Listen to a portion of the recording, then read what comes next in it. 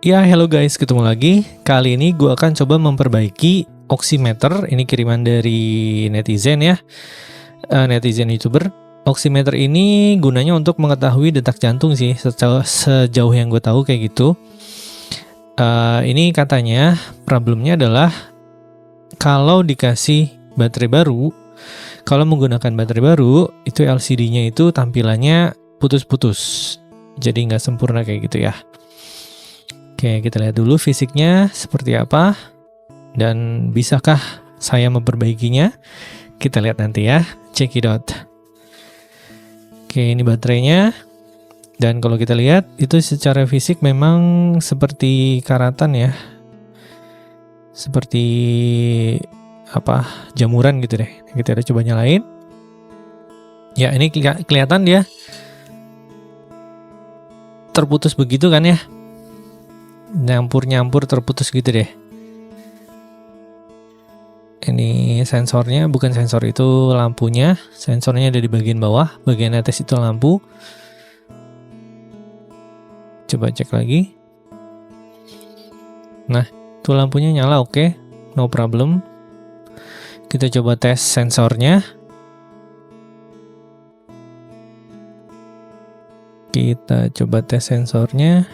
Dan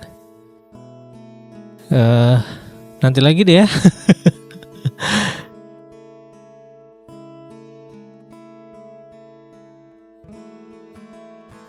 Oke, kita coba bongkar nih.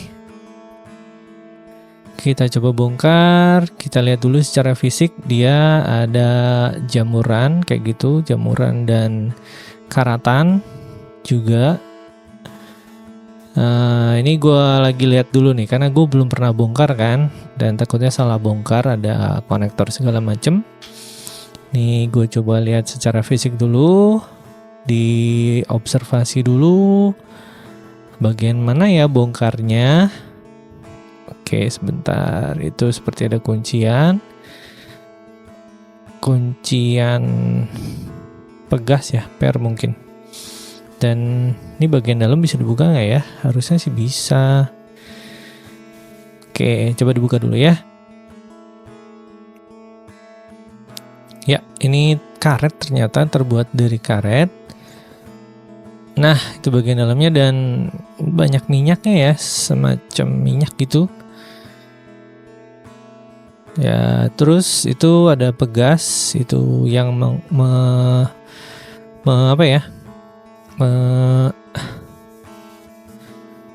Oke, kita bersihkan dulu.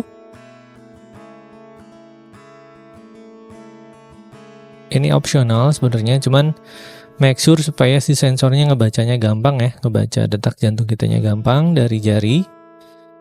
Nah, ini juga kotor banget. Dan ini gue yakin minyak ini tuh yang membuat bagian sini cepet karatan. Ya, kemudian gue buka ini pegasnya udah kebuka. Dan ini engsel, ini sepertinya langsung dipaksa aja kali ya, seperti kebanyakan engsel. Dan itu nggak ada kuncian juga engselnya. Oke, ini gue masih sambil menerawang karena ini gue baru bongkar nih ya, yang namanya oximeter baru bongkar sekarang. Oke, ini juga nggak ada bautnya nih, langsung dilepas aja. Dan tadi engselnya juga nggak ada kuncian, jadi langsung lepas aja. Nanti kita coba ya.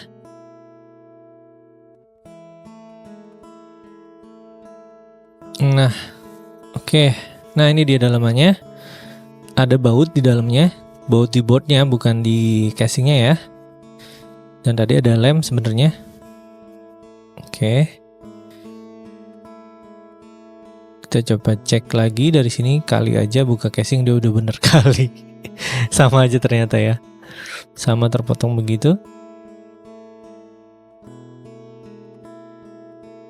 Oke, langsung bongkar, kita lepasin. Dan nanti mungkin ini kan observasi nih. Setelah observasi mungkin awal yang dikerjakan adalah pembersihan dulu dari kotoran-kotoran. Mungkin dari pembersihan itu akan langsung bener. Berharapnya langsung bener ya. Oke. Ini sudah terlepas dari sini dan memang banyak jamurnya ya jadinya ya. Jamur, dan ini kalau dibiarkan jamurnya lama-lama akan bikin cepet karatan si kaki-kaki ininya, kaki-kaki komponennya. Oke. Ya, ini kita buka yang sel yang tadi dibicarakan dari awal. Sip. Bersihkan lagi dari kotoran. Ya. Awal yang dilakukan adalah proses pembersihan dulu sebelum ke proses selanjutnya, pengecekan board-boardnya dan pengecekan komponennya ya. Oke, ini sensor gue lihat nggak masalah nih. Secara kasat mata sih nggak masalah ya. Kita coba nanti dites. Oke, sekarang kita cek bagian sini. Yang gue lihat sini doang sih sebenarnya. Jamur doang nih, tebel ya. Oke, nah tuh lihat jamurnya tebel nih. Nah, tuh. Jamur sono, jamur situ, jamur di sebelah sono, banyak banget. Kita gosok dulu dengan sikat gigi. Gue pakai alat yang ada aja, pakai sikat gigi ya, agak kasar kan itunya brushnya gitu ya, rambutnya maksudnya.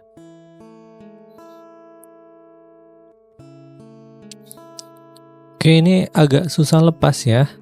Ini hati-hati menggunakan cutter, barangkali jalurnya nanti putus. Bersihkan sedikit-sedikit begitu. Kemudian begini. Masih belum kena nih. Mungkin gue akan coba pakai minyak. Minyaknya nanti gue pakai WD-40 ya. WD-40 itu sepengalaman gue untuk bersihin kotoran di elektronik itu manjur banget loh. Beneran, langsung keangkat. Kan ada juga tuh kontak cleaner ya, kontak cleaner tapi base-nya pakai apa itu namanya, alkohol, itu nggak kena. Gue lebih suka pakai WD-40. Nah, ini bagian sini juga kotor, bagian sini juga kotor. Hati-hati, itu ada jalur yang kecil-kecil ya, barangkali putus kena cutter.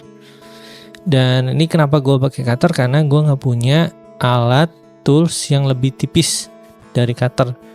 Gue nggak punya.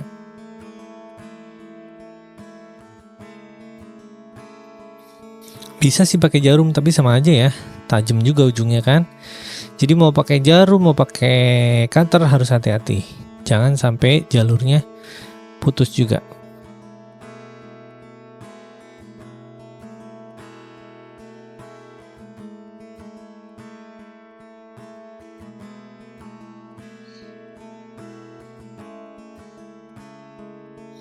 Ya, ini sela-sela kakinya itu kan ada jamur ya.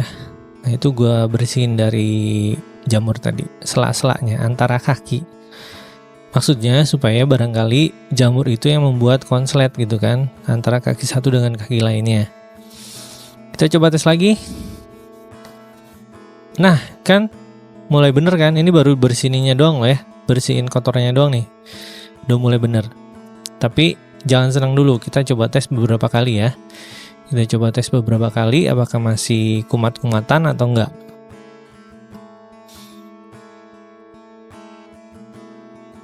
Nah, masih kumat nih. Tuh. Tulisannya masih nabrak-nabrak begitu. Nah, biarkan dia mati dulu, nanti dinyalakan lagi. Masih bertumpuk-tumpuk enggak? Oke. Kita make sure lagi, berarti ini dengan pembersihan aja masih belum maksimal ya. Kita coba dengan WD-40 yang gue bilang tadi. Itu WD-40-nya gue semprot di tutup botol supaya gue dapat cairannya, dan gue langsung gosok pakai sikat gigi. Kalau nggak pakai tutup botol itu nanti nyiprat kemana-mana ya si semburan minyaknya. Nah ini aja berantakan tuh di bagian bawah, nyiprat di bawah ya, apalagi langsung disemprot bisa kemana-mana. Oke.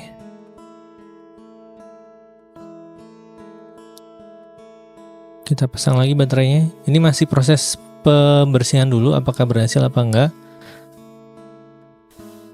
Dan oke, sebentar. Dan itu sebenarnya udah bener nih, nggak bertumbuk lagi ya tulisannya. Dan error. Iya, error, makin error. Makin error, lihat tadi. Oke, berarti problemnya bukan di kotoran. Ini sepertinya ada sesuatu yang rusak. Ini kalau gue lihat dengan seksama, di sini ada kapasitor yang retak di sini. Entah retak atau pecah ya. Kita coba pakai mikroskop ya. Dengan mikroskop hasilnya seperti ini, dan ini bukan retak lagi, ini namanya pecah.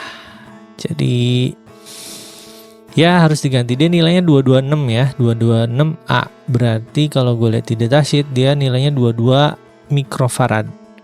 Dan gue nggak punya, akhirnya gue pakai yang 47 mikro. Ini nilai bawahnya 22 mikro, tapi gue ganti dengan 47 mikro. Dan berharap aja bisa ya. Berharap bisa cocok. Oke, sekarang yang asli dilepas, kemudian sekarang ganti yang baru, tapi beda bentuk. Yang aslinya bentuknya SMD, yang baru bentuknya biasa, deep. Oke, kita nyalain. Ya, kesan pertama aman. Tulisannya tidak bertumbuk lagi kayak awal. Ya, dibolak-balik aman. Dan gue rasa ini problemnya memang dari situ ya, dari kapasitor ya. Oke, penggantian kapasitor yang pecah tadi sudah, pembersihan juga sudah, pembersihan dari jamur sudah. Dan hasilnya cukup memuaskan. Dan sekarang proses fitting si kapasitor yang baru. Dan di sini karena engselnya besar, jadi gue nggak perlu beli SMD lagi ya. Gue nggak perlu beli part yang bentuk SMD lagi. Jadi langsung pasang aja, no problem. Dan supaya nggak goyang, sekarang gue kasih lem bakar yang gue pakai. Dan gue pakein solder aja supaya dia cair. Ya, kalau sebenarnya gue nggak punya ini juga sih, nggak punya tembakan lemnya ya. Kayak belum ngerasa butuh juga. Dan kadang gue ngerasanya kalau yang pakai tembakan itu kurang mateng si lemnya, jadi gampang lepas gitu ya. Teman-teman ada yang ngerasa gitu nggak? Kalau pakai tembakan lem bakarnya yang bawaannya itu dia gampang lepas. Tapi kalau dibakar dengan api atau nggak dipanasin pakai solder, dia bener-bener nempel gitu. Susah dilepasnya, nempel banget gitu. Oke, ini sudah selesai dan ini proses fitting. Dimasukkan lagi ke casingnya. Hasilnya seperti apa nanti? Fitting ke casingnya, kemudian tes lagi, make sure. Dan kalau teman-teman lihat dia ada garis berjalan tadi, itu adalah efek dari si kamera ya. Maksudnya bukan efek dari kameranya, maksudnya layar LCD itu kan kebanyakan dia scanning gitu kan, scanning dari atas ke bawah atau dari bawah ke atas. Nah, proses scanning itu tadi itu ke terlihat dipakai kamera karena kan refresh rate-nya itu bisa ngedetek gitu kan. Karena refresh rate kameranya jadi bisa kedetek scanning si LCD-nya. Tapi kalau secara kasat mata nih di mata gue sendiri nih itu udah aman, nggak ada yang garis tadi yang berjalan tadi. Dan tulisannya juga udah normal. Tadi dicoba dinyalakan beberapa kali dan gue rasa gue udah puas nih ya. Sudah bisa dikatakan normal, nggak seperti awal tadi. Oke, dan gue rasa ini berhasil guys ngebenerinnya. Nah, tuh ada scanning tadi kan, ada efek scanning itu kalau di mata langsung itu nggak kelihatan. Nah, tuh tadi tuh ada proses scanning ya. Oke, nggak masalah. Kita coba tes sensornya. Sensornya juga ini agak lemah ya sepertinya karena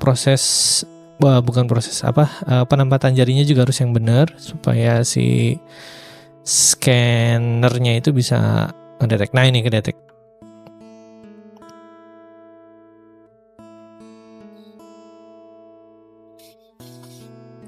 Oke, sudah bisa ngedetek detak jantung gue. Nah, begini ya.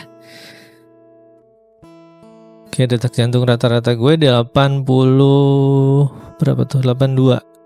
83 lah ya per menit. Dan itu 98% O2-nya. Wih, bagus ya berarti. Oke, gue nggak ngerti bacanya ini sebenarnya karena gue bukan kedokteran juga jalurnya. Dan ini proses reparasinya gue rasa udah berhasil dan terima kasih udah nonton. Jangan lupa like, share, komen, dan subscribe-nya. Thank you, bye-bye.